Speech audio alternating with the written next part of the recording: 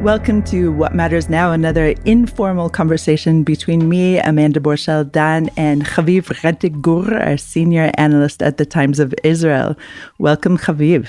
Hi, Amanda. It's good to be with you. It's 7 a.m. for me because I'm in New York, but I can handle this. I can do it.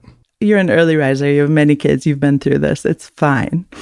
Haviv, we've known each other for a long time. How many years? About 18, something like that? Yeah, since the first time I ever walked into the Jerusalem post office back in 2005, right? The disengagement. So that's right.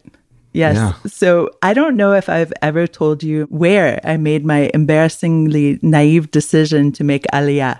No, you didn't. There's something embarrassing and naive about you that I don't know. This is important. Everybody pay attention. It definitely is. So picture this, Amanda, 23 years old, in the summer of 1999, my first time in Israel, and really I haven't left since. And I'd asked a friend to come up with a list of sites I should visit in Jerusalem, where I was living at the time. And on that list was Mount Herzl. I had no idea what it was. It looked to me just as viable as the zoo. So in my short shorts and my tank top, as I wore way back then in the summer of 1999, I marched myself over to Mount Herzl. And lo and behold, it turned out to be a military cemetery, which obviously anyone who had read any of the guidebooks that were really available to me at the time, which I hadn't read, would have known, obviously. So I walked around the cemetery, and I had just buried my brother a couple of years earlier in the United States, who was in the U.S. Army. And as I was walking around this military cemetery in Jerusalem, I realized, wow, all these ideas I've been having about staying in Israel. Of course, I'm enamored that everyone here is Jewish, including the garbage men and including everyone else. And that's just a wonderful thing. But this, to me, had to be the moment of reckoning. Did I accept the idea that it was possible that my future husband or my future children could end up buried here? And I said to myself, this is what the state was founded on. The defense of this state is so important. They built a whole mountain to commemorate those who have fallen in its defense. And I said to myself, yes, I'm willing to take this upon myself. I really hope it never comes to it, obviously, but I'm willing to take that upon myself. And why was that so naive, Haviv? Why was that naive? Because you come to realize the defense of the state is not the same burden for everyone. And that's what we're here to talk about this week. Of course, on Monday, there was a high court hearing about the idea that the ultra-Orthodox and other parts of Israeli society are not conscripted into the army. And this is an ongoing fight for decades and decades. And indeed, in 1998, the court determined that executive action cannot be used as a legal basis for something so far-reaching as military service exemptions. But again, in June 2023, the government passed a resolution that now is being petitioned, which instructs the IDF not to draft ultra-Orthodox yeshiva students. And it's considered somewhat quasi-legal-ish, not really. What do you think? Is it? Well, that's a very good question. I think you raised the question exactly right. There is a part of Israeli society that really feels it right now. Right? My family, your family, I have brothers-in-law who fought in the war. I don't have children in the war. I'm too old to go to the war. So I have been, I would say, to second degree removed from the war. But hundreds of thousands of Israeli families just spent, some of them paid the highest price, but all of them paid some price. And the ultra-Orthodox community didn't. And we just had local elections in which turnout is higher among ultra-Orthodox towns, in part because there are no reservists and there are no displaced families from those ultra-Orthodox communities. There is a sense among a lot of Israelis, and when you talk to Haredi Israelis themselves, there is a growing awareness among Haredi Israelis, that they are a kind of polity apart, a life apart from the rest of us. And that is something that is starting to have costs. And it's starting to have costs for reasons we've written about a lot at the Times of Israel and talked about on the podcast. When Israel was founded, they were 3% of Israel. And they demanded the right to live apart from everybody and to continue to live as though they're in some kind of imagined East European shtetl.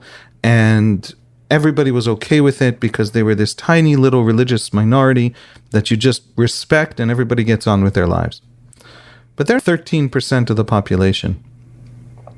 After October 7th, one of the lessons the army learned is that we're going to have a much larger military.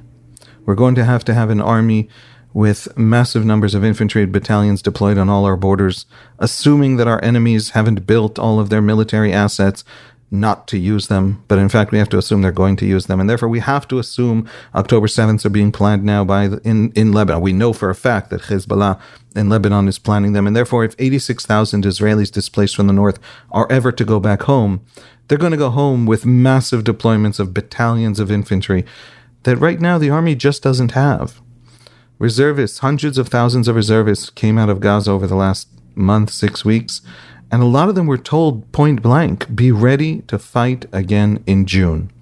We don't know if that means the army has a kind of a preparation, a schedule of preparedness for potential conflicts, which is entirely possible, or if there's some kind of a plan for June. The fact that the army said this to, 200,000 people who were then being sent to civilian life meant it wasn't a great state secret. So it's probably the former and not the latter. But it highlights the scale at which the state, and in its current form, right, surrounded by enemies, from Hamas to Hezbollah to Iran itself and all of its proxies in Syria and Yemen and Iraq, actually mean it when they say they're going to destroy us. And so we actually have to be mobilized at a scale we've never been before. And 13% of the population literally, just demographically, can't sit it out. We used to know that, we used to believe, and it was true really until October 7, that as the population grows, the universal draft necessarily can't continue to grow. The army can't just grow ad infinitum. It's expensive. It's useless. The army doesn't need, 600,000 soldiers. The exact number of soldiers isn't known to us, but nevertheless, it can't just grow infinitely. And so it's okay that there are quite a few people in Tel Aviv who get exemptions, that there's this blanket exemption for the ultra-Orthodox. That's okay. The army is as big as it needs to be. And now it's not. And now the question becomes, what do we do? What do they do? How do we talk to them about them no longer living that life apart? In so many ways, they have become deeply Israeli. 10 years ago, officially, ultra-Orthodox Ashkenazi parties like United Torah Judaism were officially anti-Zionist. They couldn't be ministers in the government. They could only be deputy ministers because then you didn't swear allegiance to the country. They couldn't participate in Memorial Day ceremonies as representatives of the government. Today, they are ministers and they participate in Memorial Day ceremonies as representatives of the government. They have done a 180 and just about face on the question of public demonstrations of loyalty to Zionism. And they did it like any conservative society changes, by pretending it wasn't a change, by pretending it had always been so. So there is this identification. People who live in Israel talk to Haredim, do business with Haredim, visit their bookstores like I like to do. Also know that just over the last 25 years, when I first went into university, I was studying Jewish thought, and the cheapest way to buy a tome of Maimonides was at a Haredi bookstore. And they had one kind of lingo when you went into that bookstore. 25 years later, their lingo has normalized to the Israeli Hebrew mainstream. They curse like secular Israelis. That is not a small signal of a small cultural change. It's a fundamental thing. They've shifted from being anti-Zionist to being right-wing Zionist. In the polls, in actual questions when we ask them their opinions on actual issues. And so there's a change happening that's deep, and it's in their political consciousness and in their identity, but it hasn't yet come to the question of military service. And now we have to talk about that military service because we, for the first time, I think in Israel's history, we actually need them. And that makes this all very difficult.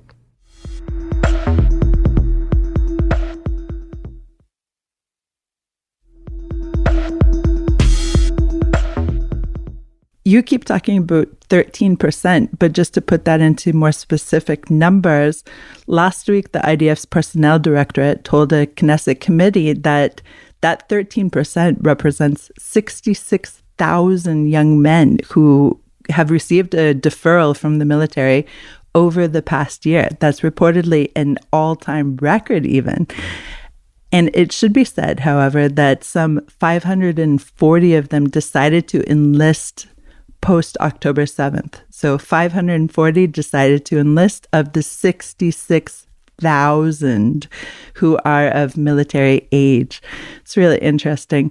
Now, as I mentioned, on Monday, there was a high court hearing, and the resolution of that hearing is that the state has until March 24th to explain why the June 2023 resolution, which instructed the IDF not to draft ultra-Orthodox yeshiva students for 9 months, why this resolution is legal.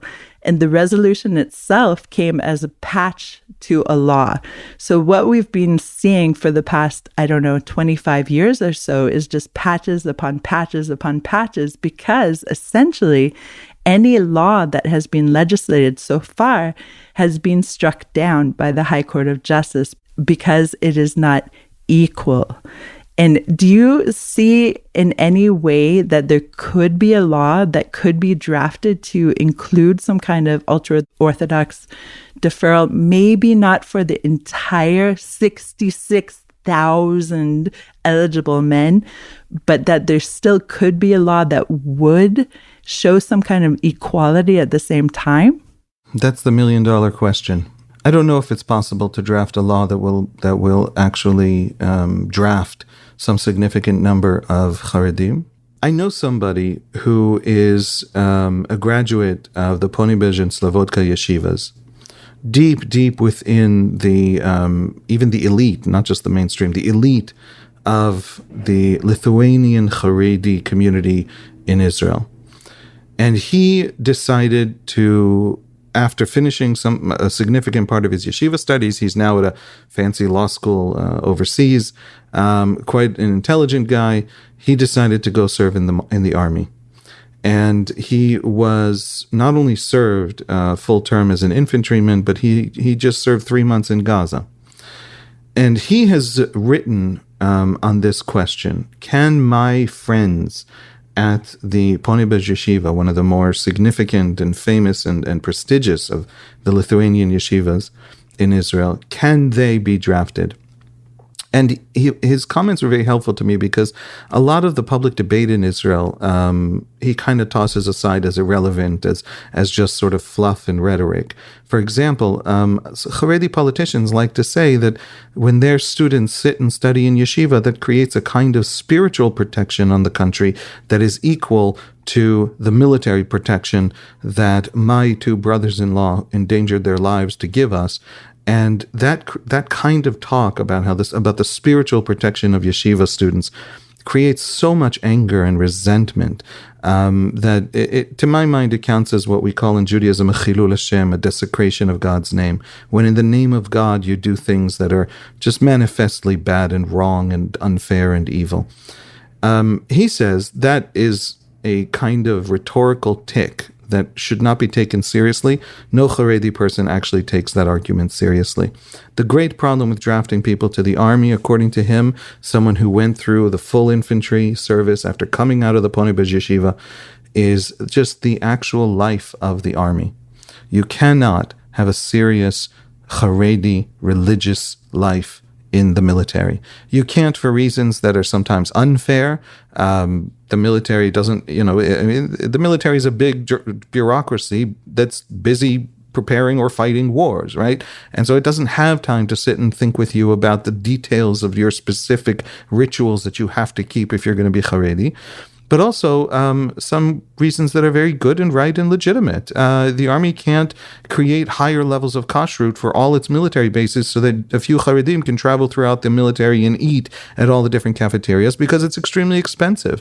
There's music in the army. Soldiers play their favorite music. Haredim can't hear that music. A lot of that music is modern kinds of music that has a lot of cursing and or sexual innuendos, etc. Soldiers often talk to each other in ways that Haredim don't talk to each other. It's hard to imagine a time in English when the word hell was actually a horrifying word that got you ostracized in civil society. But the taboo used to be religious terminology. Then taboo became sexual terminology. Today, taboos in English probably have shifted to racial terminology. Well, among Haredim, that taboo of sexual terminology is still there, and soldiers are constantly yelling sexual terms, even as just sort of a slang of affection to each other. There are all these ways, and there are 100 others, and he kind of lays them out in a way that's very convincing, that a simple Haredi person, eager to do their part, in order to get drafted into the military, and it's not the military's fault, simply can't live as a Haredi person in the military. That, he says, is the fundamental problem, and I have to respect that problem. What if this whole issue where we have secular politicians screaming about equality and we have Haredi politicians screaming about the spiritual protection of the students studying and then making the secular ones hate the Haredi more because our kids are actually dying while your kids are sitting there spiritually protecting us? What if the actual issue is a simple issue of religious lifestyle and we have to respect religious lifestyle? Then what? What do we do then? And I think that I am coming around to the idea that first of all, we create as much as possible Haredi tracks within the army. There's been for 20 years a battalion that's now I think the size of a brigade that is for Haredi soldiers in the infantry. Most of the soldiers who serve in it haven't actually been Haredi. They've used that sort of Haredi framework. They're very right-wing, very conservative, very observant religious Zionists. They would have served anyway. There haven't actually been a lot of Haredim funneled to that place, but what that unit has done is taught the army how to have a Haredi unit. That seems to me like one solution, not the totality of the solutions. The conservative Muslim Bedouin community came to the army and said, we would like a battalion that has an imam attached to it, that has a Muslim sort of ritual life in it so that our soldiers can feel comfortable. And the army built that unit for them. And so why not build, and by the way, that battalion of Bedouin has served in Gaza, etc. It's actually considered quite an elite unit. Why not build that for the ultra-Orthodox? And that's been done, and that's a small part of the solution. But we have a much larger part. 66,000 people are not going to serve, in Haredi religious military units in the Israeli army. It's just not a thing that's going to happen. Nobody knows how to build it. And so we need to start talking about ways in which Haredi national service, Haredi civil service in civil society, Haredi service in the rescue services. Haredim have built out in this country some of the finest rescue services, ambulance services, medical services of the country. Why don't we find a way for that to be the focus? We'll have these military options, but that to be the focus of their service and free up Israelis who can serve in the military to shift out of those very necessary services into military service that is much more specifically military. I think that that's the direction going forward, and I think it from Haredi soldiers who want to serve, are desperate to serve, served with finest distinction, and coming out and explaining to us, you want to get 60,000 Haredim to serve in the army? It's not going to be in some simple, we're going to stamp, we're going to pass some law, and then everybody's going to serve because that's the law.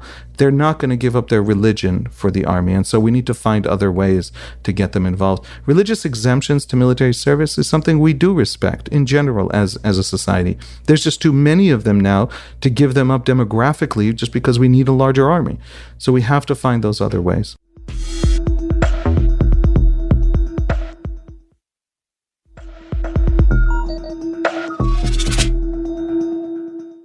Everything you're saying makes a lot of sense to me. And if we replace Haredi with female, for example, so there are female tank units, and obviously they were, of course, heroes of October 7th. Some of these female tankistiot, the women who drove and just really, really guarded and were heroes by every measure. But at the same time, if you take some of these units, for example, in Karakal, where my son is serving, he's in a basic training still, it's a mixed unit. It may have started out as female and then they mix it up, or maybe from the beginning it was mixed up, but there is a great advantage in the army serving as a melting pot as well.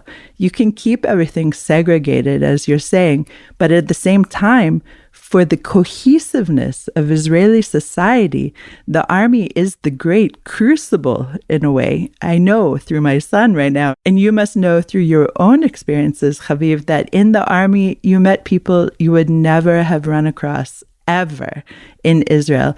And why should the Haredi society be any different in this way? Why should it be sheltered exclusively? I'll take you one further. First of all, that was exactly my military service. When I was a sergeant, my commander, my direct commander, my platoon commander, a lieutenant, was a Druze man named Kamal. I admired him. I served with him. He led the ambushes that I joined when we were sitting on the mountainsides of the West Bank back in 2001, trying to catch suicide bombers coming into Israel to blow up on buses. And I learned from him. We had long chats about girlfriends, and we had long chats about the village, and he wanted to know about America, where I had just gone to high school. And that exact feeling of a crucible. I also served in the ultra-Orthodox unit that we talked about. In the Haredi Nachal was what it was called at the time. They couldn't send their soldiers to the medics course because the medics course, a lot of the trainers and the most elite medics of the Israeli army are women, and they can't serve with women. That's part of the conditions of creating this Haredi unit. And so they had to bring medics from outside. And I was a medic outside in a different unit, in an infantry unit elsewhere, and I volunteered to come in and be company command staff for these young new Haredi. I think it was their second cohort and their fourth cohort I served with, and so I met Haredim, and I met them in the sense of sleeping in a tent with them for 6 months. I met Druzim. I met all kinds of different Israelis. I also met kibbutznikim, who for a kid who had half his childhood basically be in America. As an adult, as a young adult, to now encounter even the Israelis who seem to be from my part of Israel is still an important, as you said, melting pot crucible experience that brings us together. I have a lot more respect and knowledge about the different communities of Israel because of that experience, and it's a shame if they don't take part in it. I'll just say that it's okay that when we build out other systems for them to serve in, or these can be military systems, by the way. They can be part of non-combat. A lot of the concerns that were raised by this Haredi soldier who served in an elite infantry unit involved specifically the conditions of combat battalions. What if Haredim just are focused on places where they're essentially in a Tel Aviv office and you can easily maintain the kind of lifestyle that they need to maintain their religious lives? There are solutions. Giving up on the military question is not something we can afford anymore. But I think that, everything you're talking about, and also the way you started this whole conversation with you starting to think, well, you weren't starting, you were already deep into this thinking, but how much the question of sacrifice and solidarity shaped your understanding of this question. And there is, I don't know how to put this. It's something I like to remind my kids of. One of the foundational commandments of Jewish law is gratitude. To always understand the good that is done to you and be grateful for it, and actively and thoughtfully grateful for it. What the Haredim have built in Israel is a version of the old European Haredism that never actually existed in Europe. I don't mean that their lifestyle didn't exist in Europe. I mean that the scale of their community didn't exist in Europe. When the Haredim come to Israel and are part of early Israel in the late 40s, early 50s, the overwhelming priority of their community is to rebuild what was destroyed. It's something that secular Jews don't always realize, and certainly I think English-speaking Jews don't really realize, but the vast majority of the Jews killed in the Holocaust spoke Yiddish. I mean, well above 80%. The Haredi world and the sort of East European peasant Jewish world was the world that was erased, more than the Western educated, emancipated Jewish world, a lot of which escaped in time to various places, especially Israel. And so the priority for the Haredim in the early years of the state was to rebuild the lost world of the yeshivas, to rebuild the lost world of Jewish learning. And under Israel, and under Israeli protection, and under Israeli investment, they did that. And they did that at a scale that is literally unimaginable. They still have that ethos of rebuilding what was lost, but they've already built tenfold whatever ever existed. I think it makes it all the more poignant. What you're saying right now is the fact that children of Holocaust survivors such as Benny Gantz and Yair Lapid, I'm not sure about Gadi Eisenkot, are the politicians who are pushing for the Haredi enlistment. They are the ones who deeply, fully understand the sacrifice that their parents' families went through in the Holocaust. And at the same time, these are pretty much the only voices who are really driving the idea that, quote, all segments of society must serve their country. Yeah, but I agree. I agree with you, and I agree with them. But let me take it. But I think Haredim owe us a real, not an apology, but a reckoning. The fact is that the Haredi society as it exists today is an Israeli invention. The fact that the average birth rate is something like 6.5 children per woman happened in Israel. Okay, the founding of Haviv, that's not that much. I mean, come on, you're talking to a mother of 7. Amanda, you're in the wrong community. I'm sorry. You are a Haredi in everything but actual religion. But the fact is that before 1955, the average for Haredi women was 3 children per woman.